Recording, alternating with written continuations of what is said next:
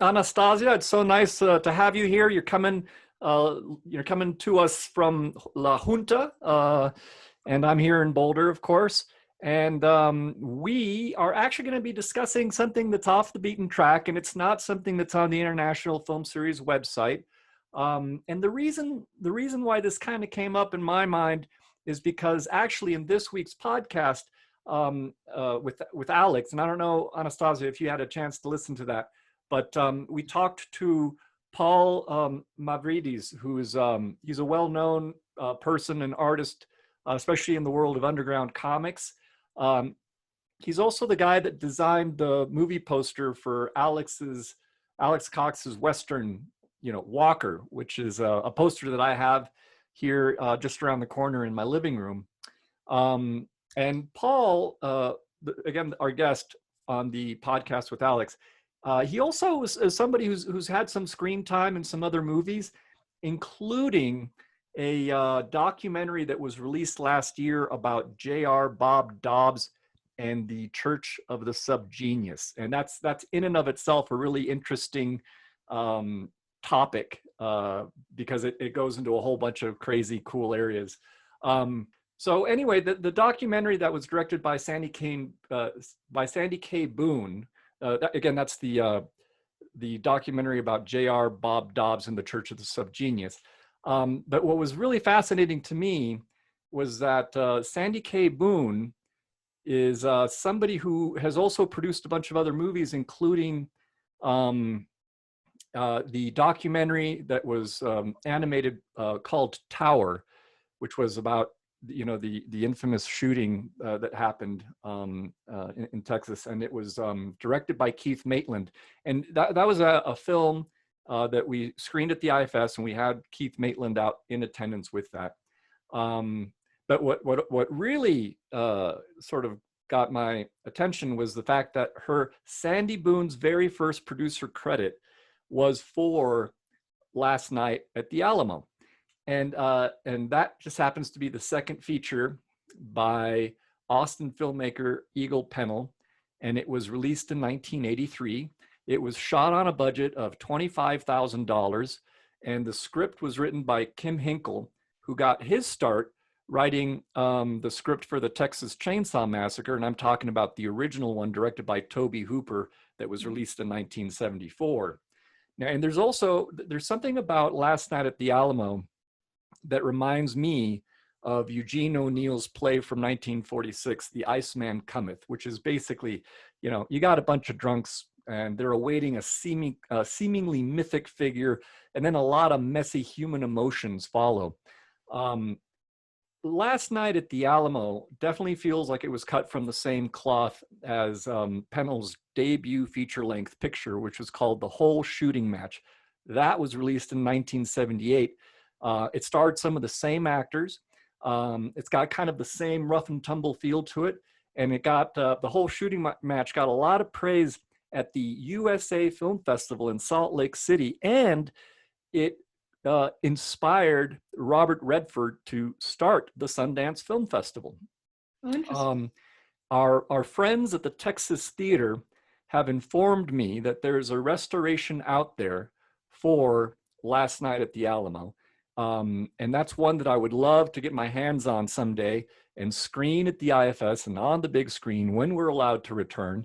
But until then, there's one VHS tape right now on eBay, which you can buy for $250.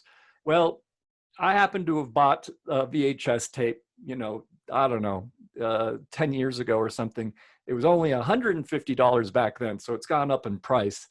But I would really like more people to know about Eagle Pennell, and so I thought maybe we could start like a club, like a book club, but this one would be for movies or certain directors who are off the beaten path, directors like Eagle Pennell. And Anastasia, I'm sorry, this is my long intro here, but you're a young cinema student. So you just screened the digital transfer of the VHS tape that I had for last night at the Alamo. And you screened it for the very first time. And so I want to know, what do you think? Would this be something that would be of interest to other film students, or are there too many woke flakes out there who would just get upset watching a bunch of Texas drunks acting badly and saying lots of inappropriate things? What do you think? Well, I think that this was a fun movie to watch. Sometimes inexplicably, like there were moments that I was enjoying that I questioned why. But even though they're not necessarily the most, they're a little bit abrasive characters, but I think the personality is still coming through, and it still is not necessarily completely sympathetic with them, but it's not against them either. So I think it has an interesting round of just characters in play. And I do think that this is something that would be interesting to students. At moments, it reminded me of The Last Picture Show in a different way, but it still had some underlying similarities, I think. And when the Last Picture Show is screened for a class I took last semester, all of the students really enjoyed it. And I think for veins that were similar to this, just the small town life and the kind of grittiness and just the real roots of it, I think is appealing in an interesting way. So I really enjoyed it, and I could see other students enjoying it as well. And I mean, what I would say, if I were to put it out there to film students, is that here's an example of somebody who made a movie for $25,000. And it's also been a big inspiration on other filmmakers like Richard Linklater, because if you think about even just the structure, where it's all, it takes place in one day, and it uses, very kind of real locations, and it's kind of,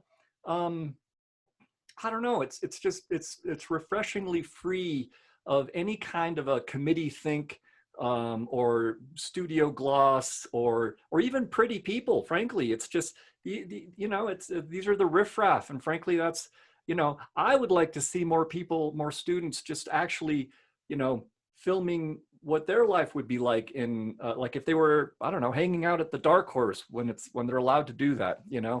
Absolutely. And I do think it's got other ways in which it might be inspirational for film students if they're open-minded, so okay, cool. Well, so I'm going to put this out there for anyone who's watching this right now. Then, if you'd like to participate, send us an email, and you can do that by using the address that I use for my podcast with Alex, which is COXAND, and then it's my last name, which is KJOLSETH. Sorry, that's a mouthful. And that's at gmail.com. And again, that's that's Cox and Kjolseth at gmail.com. COXANDKJOLSETH at gmail.com. So we put these Z-briefs out there for IFS customers who like to stay connected. And basically it's kind of a public thing that's going out there. So that's why I'm putting out that address. And specifically, if this idea of a sort of a movie club where we make available some things that are off the beaten track, and then, I don't know, we'll find a time when we can do a live streaming of it. And I was thinking maybe 4 o'clock on a Tuesday. And then we could even have a little Q&A afterwards, or maybe I'll just introduce it or whatever. But we'll play with this, and hopefully we'll get something up and running. And Anna, if you're game, then maybe we can even send you the link for the whole shooting match, and then you'll have 2 films by Eagle Pennell under your belt. Absolutely. I think it's a great way to see things off the beaten path that we wouldn't get to, and a great way to stay connected during this more isolated time. So thank you for coming up with the idea to get connected. Awesome. Well, we hope to hear from people out there. Anastasia, stay warm in La Junta. I know that the temperature is dropping. So, and also careful out there, this plague thing, it's just, the numbers are going through the roof. So I know you're living in a place where people aren't very conscientious about wearing masks. So but I know you are. So stay safe. And to everyone out there who's watching, stay safe as well, please. And we hope to maybe see you here in the movie club as we form it in weeks to come. All right, signing off. Thanks. Bye. Ciao.